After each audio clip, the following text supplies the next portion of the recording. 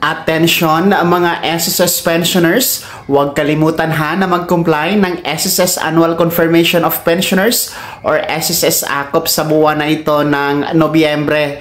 Nako po, today is November 30 na po tayo at malapit na nga po tayo magtapos nitong buwan ng Nobyembre. So para ito sa mga merong buwan ng kapanganakan o merong birthday sa buwan na ito ng Nobyembre at ang edad ay 80 anyos pataas. Yan po ang nire-required at sinasabi po ng SSS Circular Number 2023-013, yung revised guidelines for annual confirmation of pensioners or SSS AKOP. So yung mga hindi pa umabot sa 80 ang edad pataas, kahit birth month nyo po ang buwan na ito, Nobyembre, hindi po kayo kasama ha sa required na magpa-AKOP, Uulitin at lilinawin po natin, merong buwan ng kapanganakan o magbe-birthday sa buwan na ito ng Nobyembre, Ano mang petsa yan from November 1 hanggang November 30.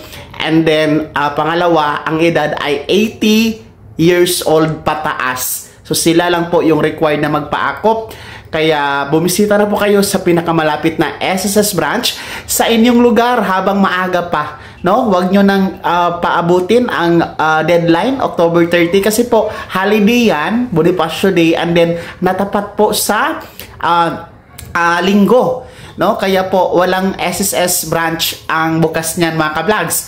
Kaya ngayon pa lang agahan nyo na pumunta na sa malapit na SSS branch. Then mag-fill up kayo ng AKOP na form. Libre lamang po yan doon. O di kaya naman po sa mga nasa ibang bansa, mga busy sa trabaho at gusto lamang po ang online na pag-comply, pwede po yan. Mag-set kayo ng appointment kay SSS para mag-set ng appointment sa inyong video conference para sa inyong AKOP compliance. Kapag hindi po ito na comply mga ka-vlogs, nanganganib po ang inyong pensyon na maputol at baka po maapektuhan ang inyong December pension. And of course, ang inyong 13th month na matatanggap ngayong Disyembre, maapektuhan po yan, baka po ma-delayed, So, wag nyo pong paabutin sa ganyang sitwasyon. Ngayon pa lang, agahan nyo na ang pag-comply, para po tuloy-tuloy ang inyong buwan ng pensyon, mga SSS pensioners. Ulitin ko, please comply your AKOP on or before November 30, 2025.